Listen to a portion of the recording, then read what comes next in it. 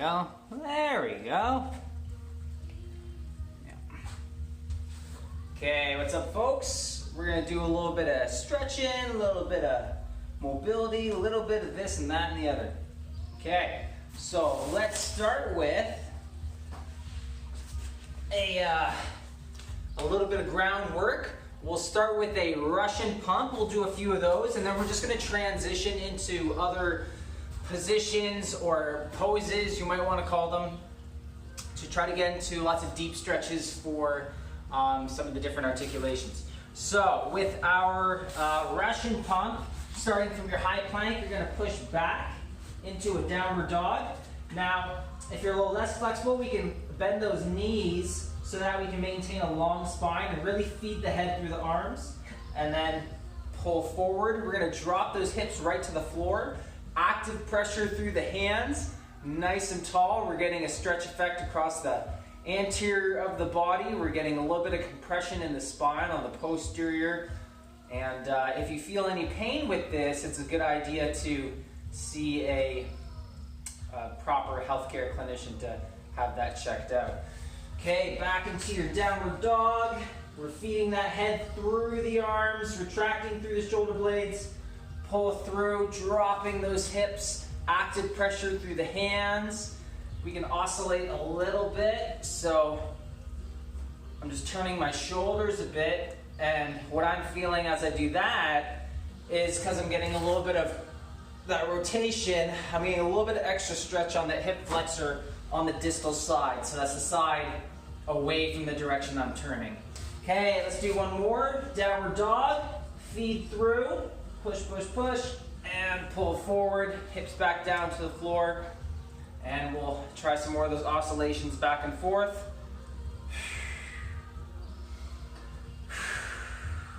Long exhale.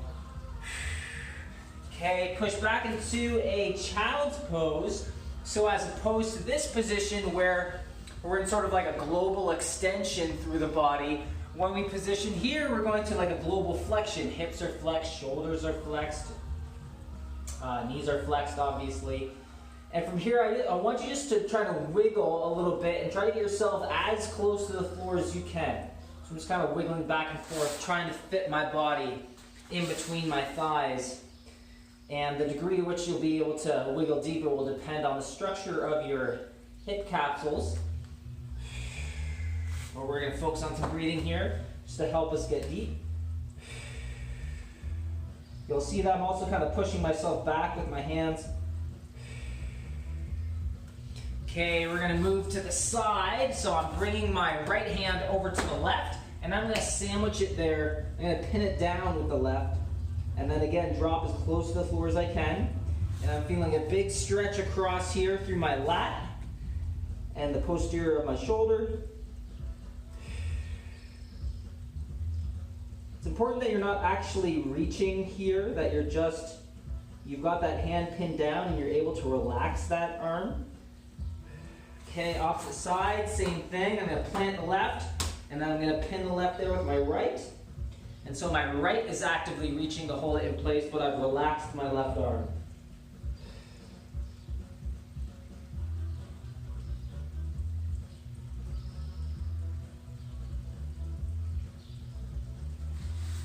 Okay, back to the middle. This time we're going to feed through the underside. And then again, bring yourself down to the floor. Almost think of like you're doing a traditional, like classic shoulder stretch, only you're doing it on the floor.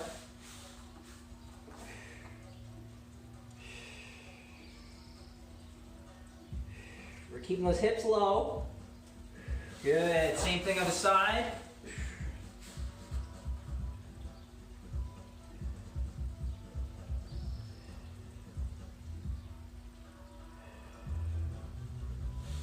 Excellent. From here, I want you to sort of come up into your Cobra by following the floor. So I'm going to keep my nose along the floor. I'm going to guide myself forward, staying low to the floor. Press up.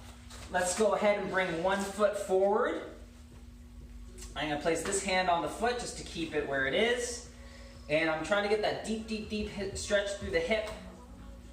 I'm applying a little bit of outward pressure on that knee. And I'm really trying to think about elongating through the spine here.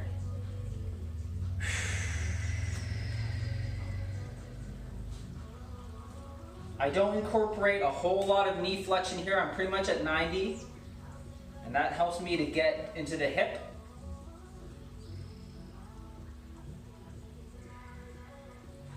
Okay, I'm actually going to bring that foot in a little bit. I'm going to turn it on its side, and I'm going to come forward a little bit.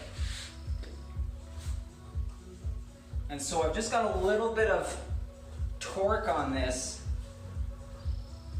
I'm not just sitting my butt on the floor. You'll see my butt's lifted. You can see that. So my butt's lifted, but I'm very much abducted and externally rotated here. If it helps, you can put your hand on your foot. And I just want a little bit of oscillation into that. Again, we're just trying to get a deep, deep, deep stretch, trying to get into those corners.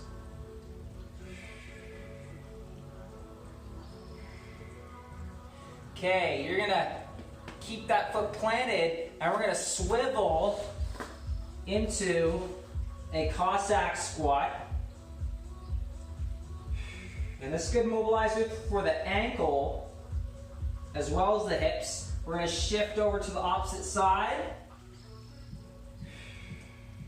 And use your hands any way that you need to help support yourself. But the idea with this one is in a perfect world, we're keeping this foot flat.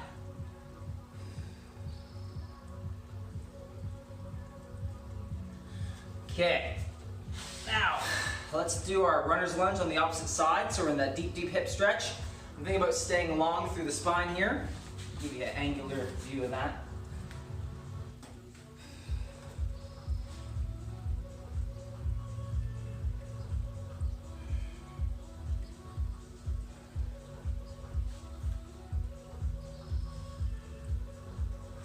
Okay, I'm going to turn that foot on its side, so I'm a little bit more externally rotated here. Be very gentle with this approach. Okay, I'm trying to maintain length through the spine as well.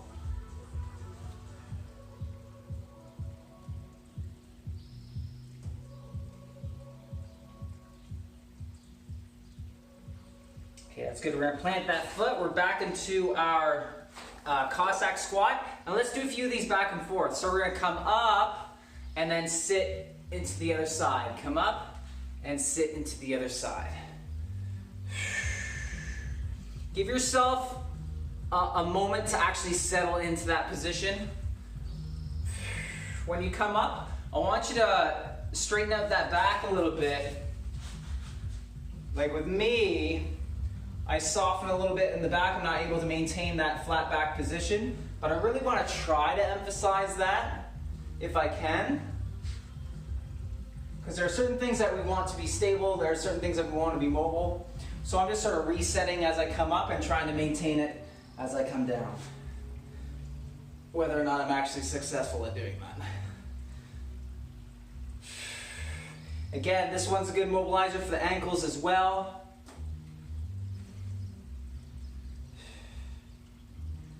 Okay, I'm going to swivel this one and rotate into a standard half kneeling stretch. And so from here, squeeze the bum to lock the pelvis down. We're going to stabilize the pelvis in order to get some tension on that hip flexor.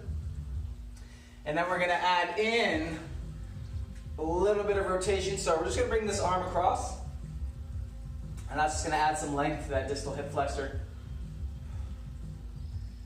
Now we can do some contract relax method here as well. So initially I said squeeze the glute to lock the pelvis down, but while we're here in this deep stretch, you can squeeze and hold that glute for 6 seconds and then release and let it relax for 15 seconds. And then we can go back and forth through that. So let's do that. So squeeze and hold for 6, 5, 4, 3, 2, 1. I want you to relax that for 15. If this feels uncomfortable, I want you to back that off a little bit. If you're in so far that it feels like uncomfortable and like you're really yanking on it, then it's not going to be very conducive to these techniques that we're doing. There's too much tension. Okay, squeeze and hold for 6, 5, 4, 3, 2, 1. Release, and we're just going to hold for 15. Hold the position. We're not holding a contraction right now, it's just relaxed. Okay, that's good. Ease off gently. We're going to switch sides. Oh. Okay, so entering and getting a little bit of stretch, and you're going to squeeze and hold that rear glute for 6, 5, 4, 3, 2, 1. Release that contraction. Hold for 15.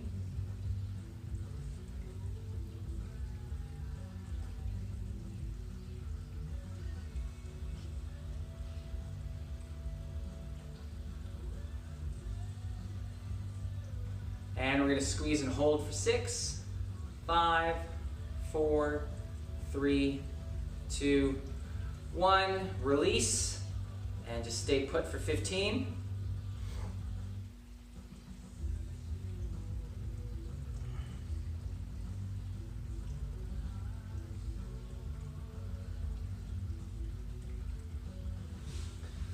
Oh, sweet mama.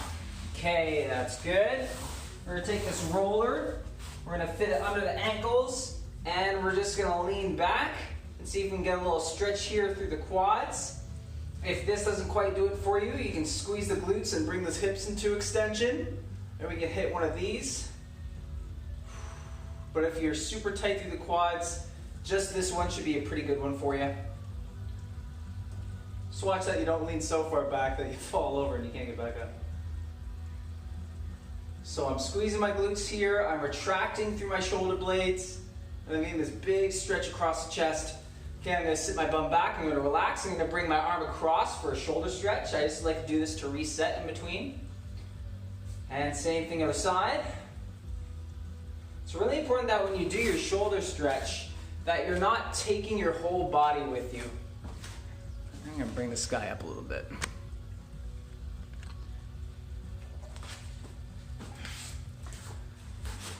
So, when we do this stretch, unless you're targeting your mid-traps and rhomboids, your scapula needs to stay where it is. You can't take your whole scapula with you, because then you're not really stretching your shoulder. Scapula needs to stay put so that we can apply tension to the deltoid. So you need to think about holding your shoulders back as you do this one, and you shouldn't look like you're all the way over here. All right, so back to this one. I'm just going to grip my feet. I'm going to squeeze my glutes, lift my chest, and peel my shoulders back. I'm going to take 3 really deep breaths.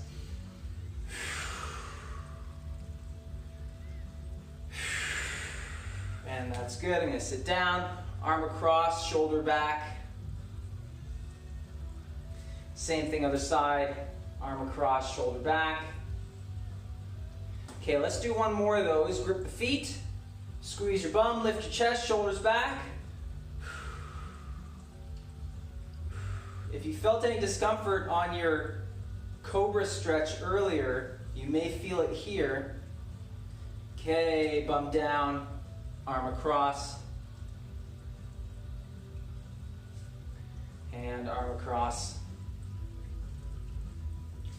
Okay, that's good. We're going to do a lying hamstring stretch. So take your band. We're going to loop the foot. Foot goes in the air. Now from here, I want you to make sure that your body is flat along the floor. When I apply tension to this, I don't want a significant degree of lumbar flexion. So it's important that you're not going further. It's important that you don't go so far that that happens, because then you're not really hitting the hamstring anymore. You're applying tension to the part of your body that should be stable so that you can tension the hamstring. So all you need is sufficient tension that when you pull on this, you start to feel that feedback. And once you feel that, then you're getting stretch. As soon as you feel stretch sensation, then that's perfect. That's as far as you need to go. You don't need to pull any harder or further to intensify that. So we're just doing kind of straight on stretch here. Leg is straight up, foot straight. I'm pulling in, and that's approximating the leg deeper into the capsule. So I'm pulling down towards me as in addition to drawing back towards the head. Okay, what I want you to do here, I'll swing around this way, is you're gonna loosen that off a little bit. You're gonna bring that foot just over the opposite thigh, not over here. Okay, just over the opposite thigh, that's as much you need. If you go any further, your hip's probably pulling up off the floor. Don't want that, want your hip on the floor. So from here, you're going to rotate on axis. So take a look at my foot, see how it's going sort of like a wiper back and forth. That's what I want you to be doing up here. So we're just trying to do some rotation, some axial rotation all the way down to the back of that hip. And you should be able to feel that rotation at the back of your hip. That's what we're going for. So active pressure down towards you, so pulling on the band downwards, and then you're rotating on axis.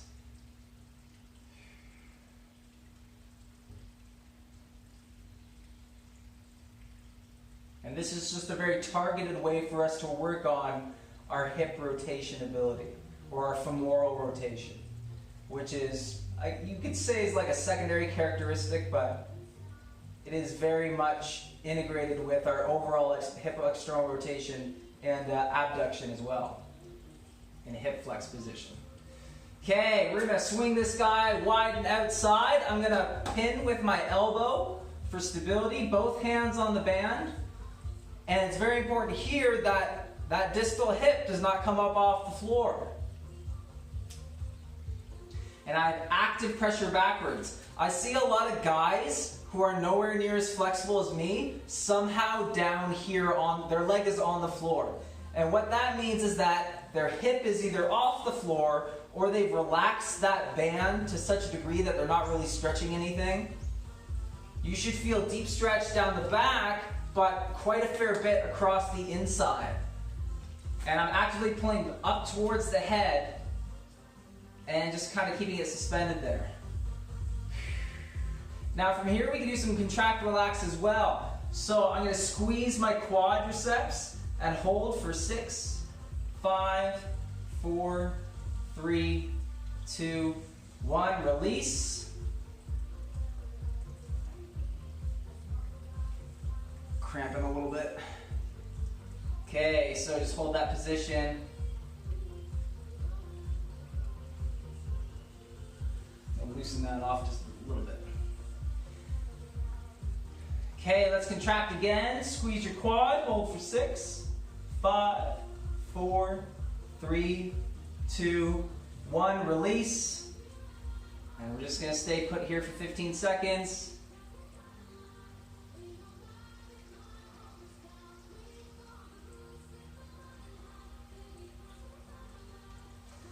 Okay, that's good. All right, other side, let's loop the foot. So, straight up, I've got active pressure downwards and pulling back towards the head, but not so far that my tailbone starts to come off the floor. I want to stay flat back along the floor, tension out of the low back, just the hammy.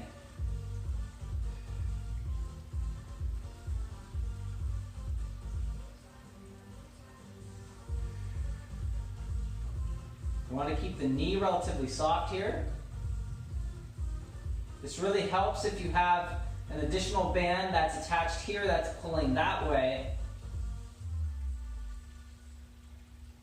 That's how we get fancy with the band stretches.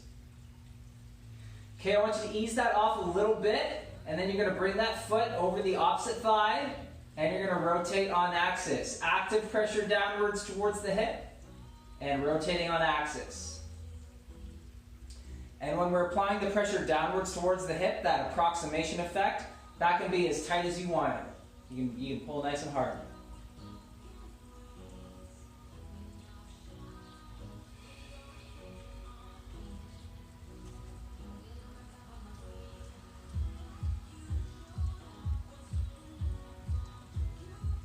I do not have a super intense hamstring stretch right now. I'm just focusing on approximating to the back of the hip capsule and that rotation.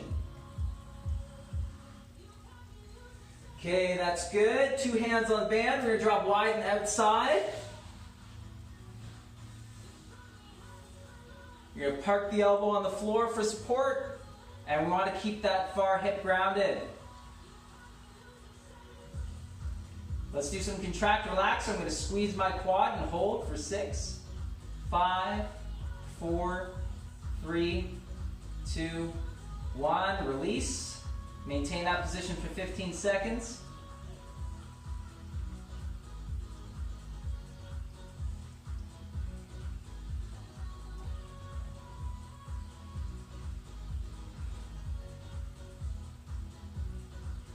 And squeeze and hold for 6, 5, 4, 3, 2, 1. Release. Maintain that position for 15 seconds. All the bit rolling. Didn't do any rolling yet. Oh.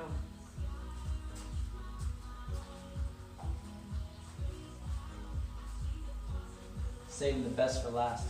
Yay! Oh, that was fun. Okay. Now, calves. You can do this the way that we did it last time, which is we take our roller and we stack the feet, and then you do your ankle circles, and you just work your way across the calf as well as all the way up. Or you can try something a little bit different today. And that is we take a lacrosse ball. I'm going to start with the soft guy. So this is a gaming lacrosse ball. It's a lacrosse ball. So it's pretty dense. This is a training lacrosse ball. It's a little softer. This is going to be on the floor.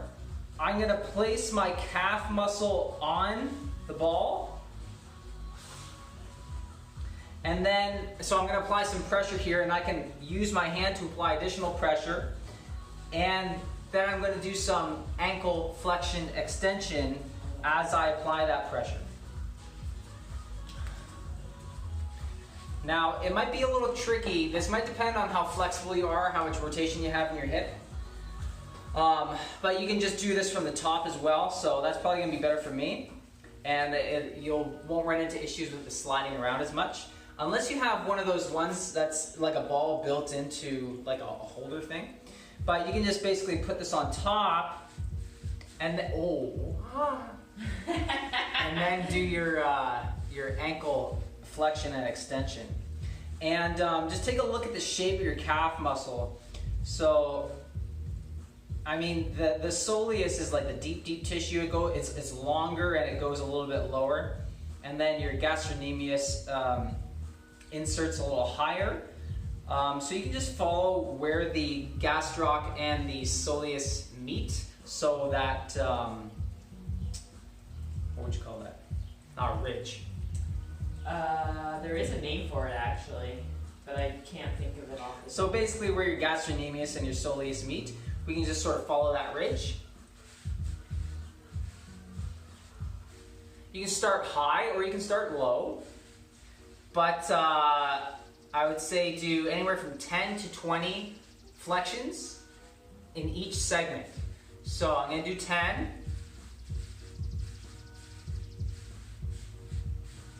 And then I'm just going to move the ball down an inch, apply pressure, not too much, and another 10 flexions.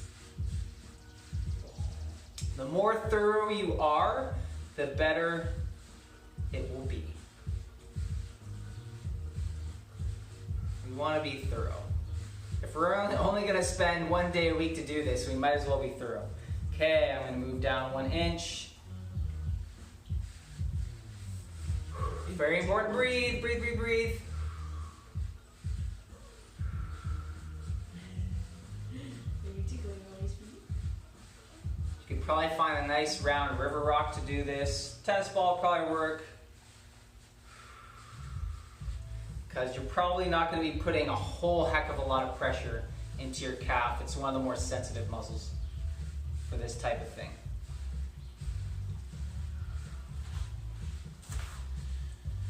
But what's nice is while we're here, we're in our Z sit, which in and of itself is a little bit of a mobilization. Internal rotation for the hip, which a lot of people lack. And some internal and external.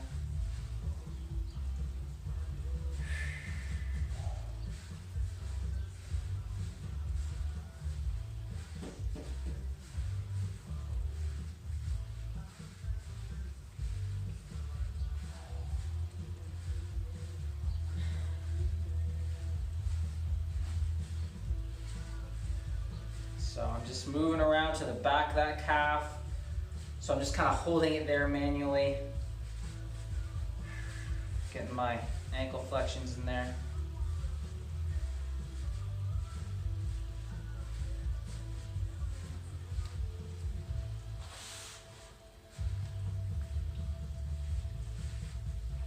So now I'm on the opposite side.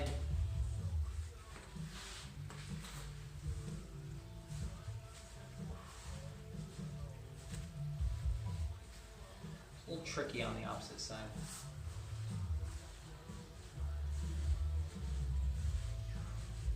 Whew.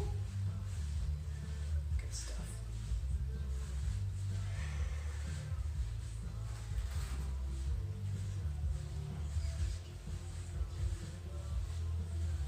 Those legs.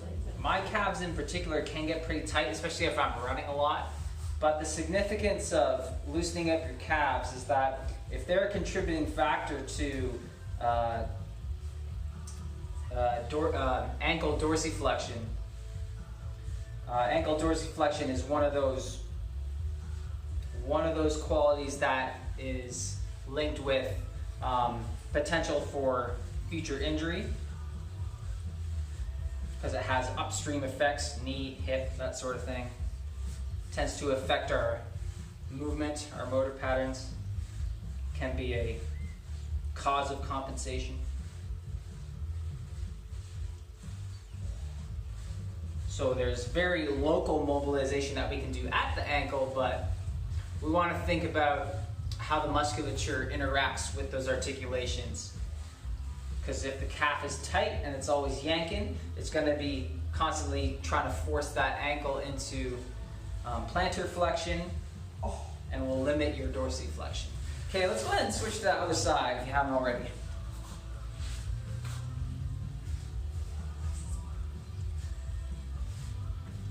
Doing some gapping. But getting it in the center. So Rachel's doing some same technique. She's getting a little bit of a gapping effect, but she's also just hitting it directly from behind. So if you just put the ball right behind the knee, and then you just pull in, and then you can do your ankle flexions and extensions. Same idea, but a little bit different approach. And you can create a gapping effect in the knee. So basically just decompressing the joint. Draw some fluid in.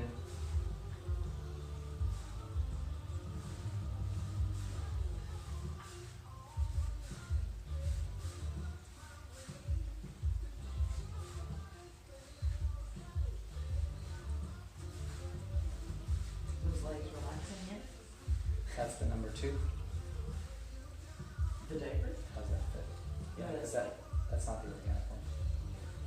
It's the ones, aren't they?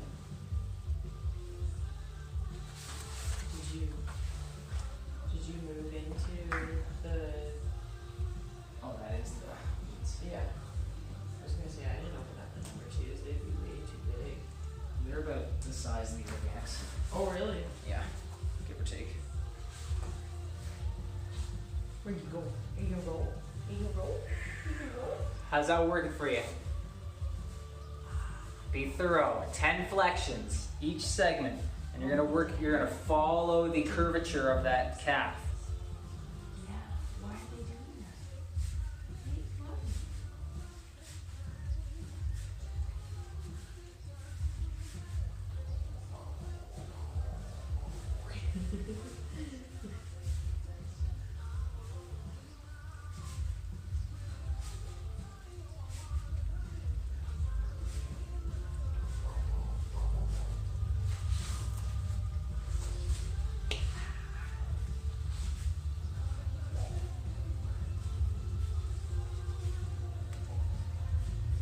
asleep.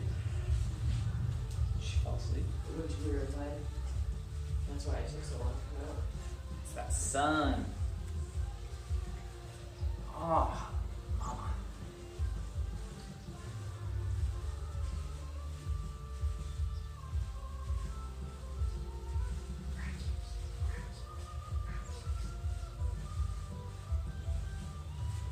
Almost there.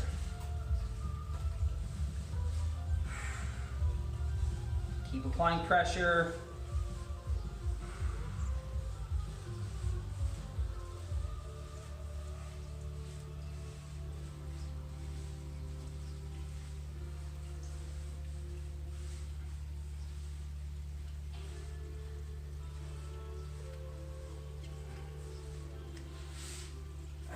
Okay, fantastic. Ooh. Awesome. Where are we at for time? 3, 2. Okay, so we're doing a little bit of this, a little bit of that. I do want to do a little bit of T-spine extension, and we're going to hit this sort of in a bass-backwards kind of way. So normally, we are planting the butt and then extending over the roller, but what I want you to do now, this usually works really well if you just have the peanut, the double balls, but you're actually going to start with your upper body on the floor, and then you're going to drop your hips. Now it helps if you have your hands waved down, so if you have a kettlebell or something else that's got some weight to it,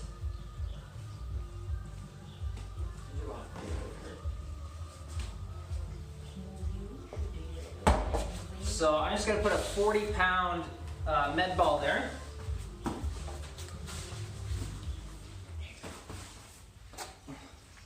And I'm going to kind of wedge my hands under it. And then from here, I'm going to posterior tilt my pelvis a little bit. And then I'm going to drop my hips towards the floor. And I'm going to touch, and I'm going to come back up. Touch and come back up, and you're really trying hard not to just extend through the lumbar, because that would be the easy way to get to the floor, right? And you rest your head in between, so I'm just going to tip back and rest my head on the floor.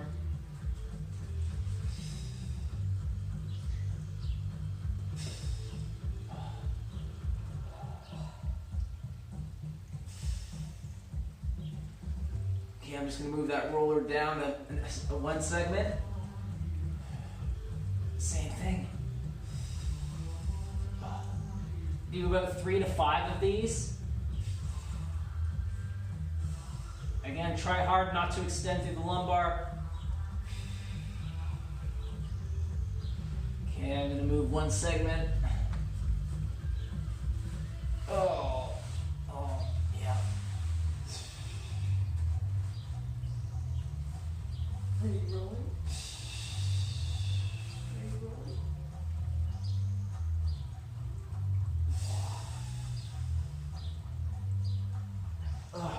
Oh, sweet Lord. Okay. Oh man. I can do a little bit of a lat smash here as well, just to top that off. For me, this is kind of a must do. Now you can use the weight that you have to kind of pin your arm in place. We're trying to keep that arm as far back as possible, where we want to mobilize in our best or functional positions. So I'm trying to emphasize as much overhead flexion as possible as I'm doing this myofascial stuff.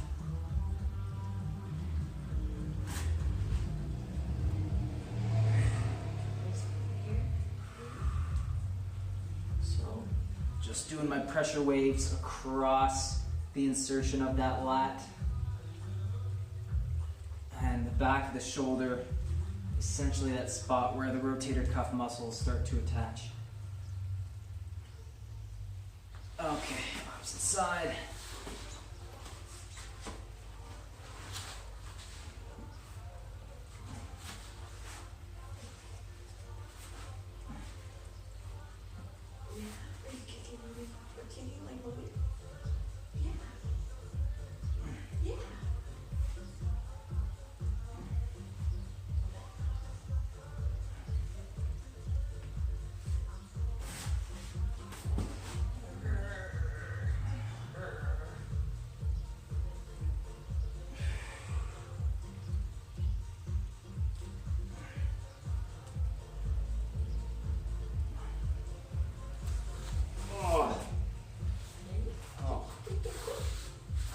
Wrist stretch for the road.